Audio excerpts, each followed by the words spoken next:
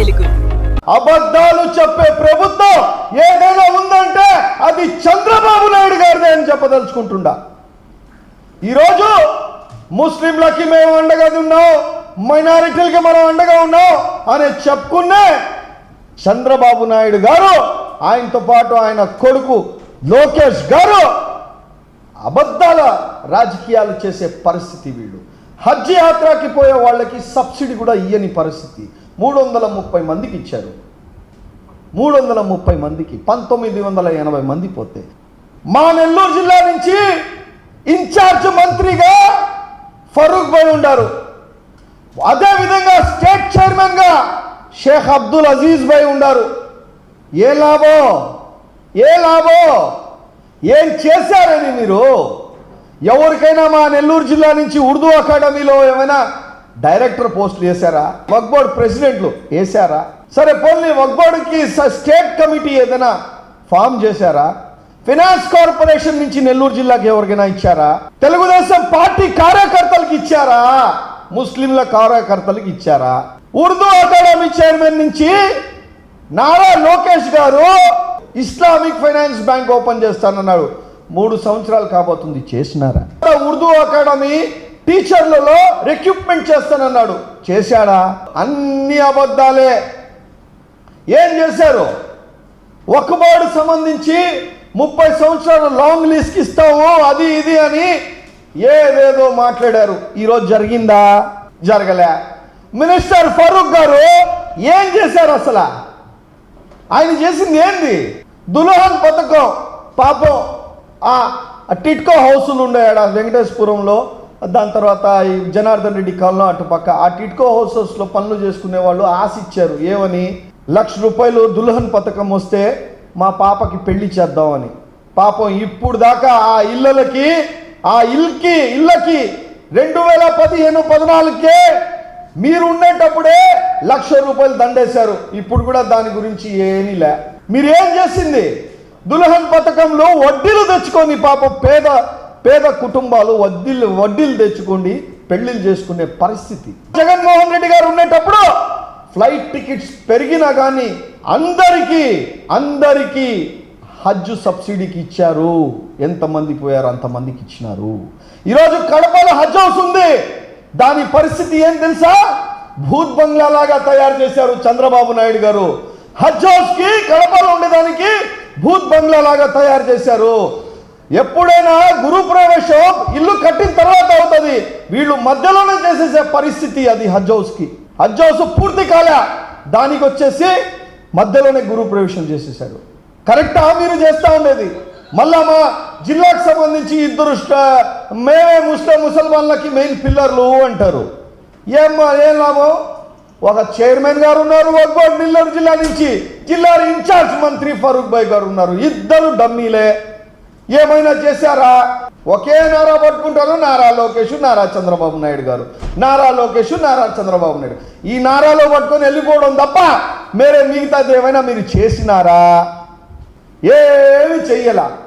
జగన్ అన్న ఉండేటప్పుడు, మా ప్రభుత్వం వైఎస్ఆర్ కాంగ్రెస్ పార్టీ ఉండేటప్పుడు జనరల్గా ఉండే ముస్లిం సోదరులకి 12 చైర్మన్లు వేశారు.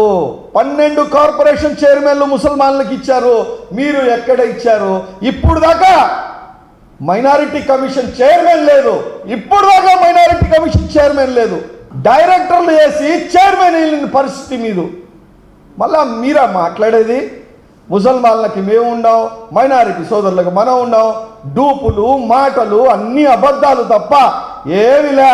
ప్రొజెక్టర్లో చూస్తున్నారు, అబ్బా ఇది చేసేస్తాం మేము అని, ఇట్లా చూపించేస్తాం, మేము తాజ్మహల్ కట్టేస్తాం, మేము కుతుబ్ మినార్ చూపించేస్తాం అని అన్ని డూప్ మాటలు ఫ్లెక్స్లు తప్ప ఏమిలే.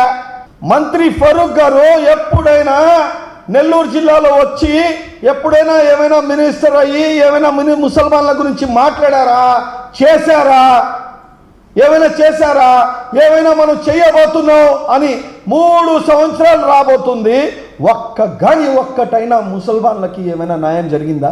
నెల్లూరు జిల్లా నుంచి తెలుగుదేశం పార్టీ కార్యకర్తలు మా తెలుగుదేశం అని బాగా డబ్బాలు కొట్టుకుంటున్నారు. పాపం మన తెలుగుదేశం పార్టీ ఉండేవాళ్ళు కార్యకర్తలకి ఒక్క డైరెక్టర్ పోస్ట్లే, ఒక చైర్మన్ పోస్ట్లే, ఏమీలే. పాపం ఆ తెలుగుదేశం పార్టీ వాళ్ళు జెండాలు మోసిన కార్యకర్తలు వాళ్ళు ముసల్మాన్లు ఆ పార్టీలో ఉండేది, ఒక్కరికి కూడా ఒక్క పోస్ట్ కూడా ఇలే. డూపు మాటలు తప్ప వీళ్ళు ఏమీ చెయ్యరు. మంత్రి నారాయణ గారు నేనే అన్ని చేస్తాను, నాకు బాగా చేశారని ఒక్క మంత్రి నారాయణ గారు మీరు ఒక్క పోస్ట్ ఇప్పించారా? రూరల్ ఎమ్మెల్యే శ్రీధర్ రెడ్డి గారు ఉన్నారు, మీరు ఇప్పించారా? ఎవరికి ఇప్పించారు?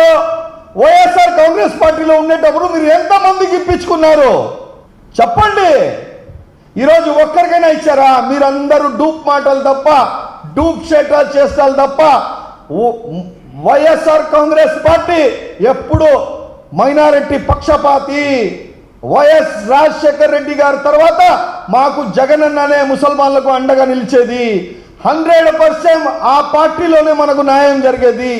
మేయర్లు కానీ, కార్పొరేటర్లు కానీ, ఎమ్మెల్యేలు కానీ, మినిస్టర్లు కానీ ఏదైనా చెయ్యాలి అనుకుంటే అది భారతదేశంలో వైఎస్ జగన్మోహన్ రెడ్డి గారు, వైఎస్ఆర్ కాంగ్రెస్ పార్టీ తప్ప ఏ ఒక పార్టీ కాదు అని చెప్పదలుచుకుంటుండా.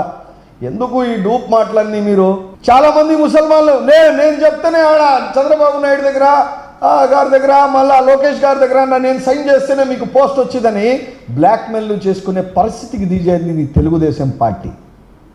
అంత దిగజారిన పరిస్థితి. ఈరోజు మైనారిటీ ఫైనాన్స్ కార్పొరేషన్లో మేము ఏం చేసాం, మనకు ఫండ్స్ ఎంత వచ్చింది అది చూపించమని చెప్పండి. ఇప్పుడు దాఖలా ఇంకో డిజాస్టర్ చెప్పాలా మీకు?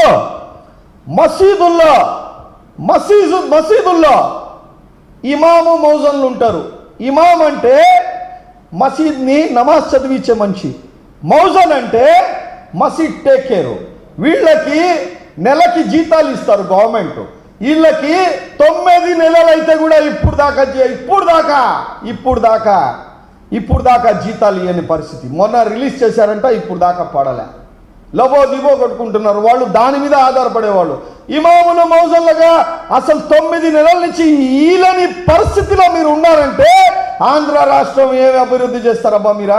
ముసల్మాన్లకి ఏమైనా న్యాయం జరగాలి, మైనారిటీ సోదరులకి, ఎస్సీ ఎస్టీలకి, బీసీలకి ఏదైనా చేయాలంటే అది ఒక వైఎస్ఆర్ కాంగ్రెస్ పార్టీ తప్ప, జగనన్న తప్ప ఏ ఒక్కరు కాదు. మీరు చూస్తున్నది time line Telugu digital network. సమాజం కోసం సరికొత్త ఆలోచన.